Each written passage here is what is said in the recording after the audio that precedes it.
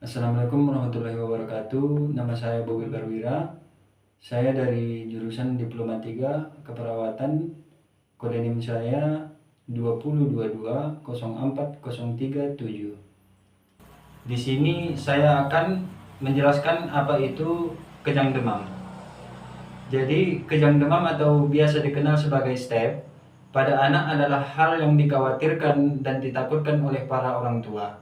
Kondisi kejang ini muncul ketika demam sudah terbilang tinggi dengan ditandai kejang-kejang, mata mendelik, dan terkadang lidah tergigit. Jika dilihat, kejang demam adalah kondisi yang menakutkan. Namun, secara umum kejang demam tidak berbahaya dan akan hilang sendiri seiring pertambahan usia si kecil. Mari mengenal apa itu kejang demam atau staph, penyebab dan bagaimana cara mengatasinya berikut ini. Apa itu kejang demam? Kejang demam adalah bangkitan kejang yang terjadi pada kenaikan suhu tubuh yang disebabkan oleh suatu proses ekstranium atau terjadi di luar sistem saraf pusat atau otak. Umumnya, kejang demam sekitar 2% sampai 4% anak berumur antara 6 bulan sampai 6 tahun. Kejang yang terjadi pada anak saat mengalami demam tinggi ini dapat berlangsung beberapa detik atau sehingga 15 menit, yang umumnya diikuti dengan kantuk. Setiap anak memiliki suhu ambang kejang yang berbeda, bisa 38 derajat Celcius, tetapi ada juga yang baru mengalami kejang ketiga ketika derajat demam di angka 40 derajat Celcius. Tidak sedikit orang tua yang beranggapan bahwa kejang demam adalah epilepsi. Faktanya, sebagian besar kasus kejang demam bukanlah epilepsi dan tidak akan menyebabkan kerusakan otak maupun mempengaruhi kecerdasannya. Setidaknya ada 1 dari setiap 20 anak yang akan mengalami 1 atau lebih kejang demam. Sekitar 30% anak yang akan pernah mengalami kejang demam biasanya cenderung akan mengalaminya lagi. Tanda dan gejala demam. Ketika bayi atau anak Anda mengalami kejang demam, maka ada tanda dan gejalanya sesuai dengan jenis gejala. Gejala umumnya dari kejang demam adalah berkedut atau menyentak, lengan dengan kaki dan perubahan mata berputar. Jadi hanya bagian putih matanya yang terlihat. Anak Anda mungkin membutuhkan waktu 10 hingga 15 menit untuk bangun dengan benar setelahnya. Selama kejang demam ini mungkin mudah tersinggung selama waktu ini dan tampaknya tidak mengenali Anda sebagai orang tuanya. Yuk kenali beberapa jenis kejang demam beserta gejalanya berikut ini. 1. Kejang demam sederhana. Jenis yang pertama adalah kejang demam sederhana. Kejang demam sederhana berlangsung singkat, kurang lebih 2 menit sampai 15 menit. Umumnya, jenis kejang demam ini akan berhenti dengan sendirinya. Selain itu, kejang tidak berulang dengan waktu 24 jam. Kondisi ini paling banyak terjadi dengan presentasi 80% di antara seluruh kejang demam. Lalu, gejala kejang demam sederhana adalah hilang kesadaran, anggota tubuh kejang atau berkedut, biasanya berpola ritmik. Setelah kejang, penderitanya cenderung kebingungan atau kelelahan. Namun, lengan atau kaki tidak lemah. 2. Kejang demam kompleks. Jika kejang demam berlangsung lebih dari 15 menit, maka termasuk kejang demam kompleks. Bahkan biasanya kondisi ini terjadi berulang atau lebih dari 1 kali dalam 24 jam. Gejala kejang demam kompleks yang umum sama dengan simple febrile seizure, yaitu kehilangan kesadaran, dan anggota tubuh kejang atau berkedut. Namun, pada demam kompleks juga menimbulkan gejala kelemahan sementara, yang biasanya pada satu lengan atau tungkai.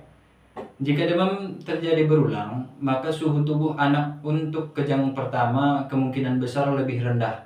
Lalu step berikutnya akan kembali muncul dalam waktu 1 tahun setelah kejang awal, tetapi suhu demam mungkin tidak setinggi kejang demam pertama. Penyebab terjadinya kejang demam. Kejang demam terjadi saat anak mengalami demam yang terjadi secara mendadak. Penyebabnya bisa jadi infeksi bakteri atau virus.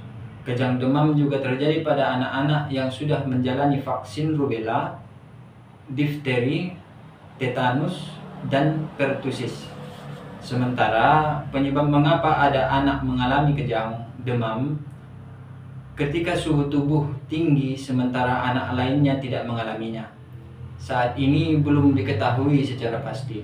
Namun ada sejumlah faktor resiko yang diduga meningkatkan terjadinya kejang demam, terutama yang berulang, yaitu riwayat keluarga, pernah mengalami kejang demam sebelumnya. Pasalnya sekitar 1 dari setiap 3 anak yang pernah mengalami 1 kali kejang demam akan mengalami kejang demam lagi. Biasanya dalam 1 sampai 2 tahun pertama. Mengalami kejang demam pertama ketika berusia kurang dari 15 bulan. Apakah kejang demam berbahaya? Walaupun kejang demam terlihat sangat menakutkan, pada saat kejang sebagian besar orang tua beranggapan bahwa anaknya telah meninggal. Namun sebaiknya kecemasan ini harus dikurangi dengan mengetahui bahwa kejang demam umumnya mempunyai prognosis baik. Terlebih, kejadian kecacatan sebagai komplikasi kejang demam tidak pernah dilaporkan. Perkembangan mental dan neurologis umumnya tetap normal, hanya sebagian kecil kasus pernah dilaporkan adanya kelainan neurologis yang biasanya terjadi pada kasus yang sering kejang lama atau kejang berulang. Sebaiknya kita memiliki termometer di rumah, mengukur suhu anak saat sedang demam. Hal ini bertujuan untuk mengetahui pada suhu berapa kejang demam timbul. Adapun pengobatan jangka panjang hanya diberikan pada sebagian kecil kejang demam dengan kondisi tertentu. Tidak perlu khawatir, sebab sebagian besar kejang demam tidak berpengaruh terhadap perkembangan atau kecerdasan anak. Kondisi ini akan menghilang dengan sendirinya setelah anak berusia 5 tahun. Hanya 5% saja anak dengan riwayat kejang demam menderita risiko lain seperti epilepsi. Penanganan kejang demam. Apa yang harus dilakukan bila anak mengalami kejang demam? Berikut ini beberapa hal yang harus dilakukan bila timbul kejang. Tetap tenang dan tidak panik. Kendorkan pakaian yang ketat terutama di sekitar leher. Bila sadar, posisikan anak telentang dengan kepala miring. Bersihkan muntahan atau lendir di mulut dan hidung. Observasi dan catat lama dan bentuk kejang. Selalu ukur suhu, tetap bersama pasien selama kejang. Berikan diazepam melalui anus dan jangan diberikan bila kejang telah berhenti. Selama terjadinya demam, orang tua jangan pernah mencoba memegang atau menahan anak memasukkan apapun seperti sendok ke dalam mulutnya, memberikan obat penurun demam pada anak Anda, memasukkan anak ke dalam air dingin, atau suam-suam kuku untuk mendinginkannya. Jika kejang berlangsung selama lebih dari 5 menit, sebaiknya membawa si kecil ke dokter sehingga mendapatkan penanganan yang tepat. Juga sebaiknya tetap menghubungi dosen spesialis anak ketika kejang selesai untuk menemukan penyebab demam. Sebagian besar kasus kejang demam tidak memerlukan peralatan lain. Tetapi dokter mungkin memerintahkan tes jika si kecil berusia di bawah 1 tahun. Juga sebaiknya tetap menghubungi dokter spesialis anak ketika kejang selesai untuk menemukan penyebab demam.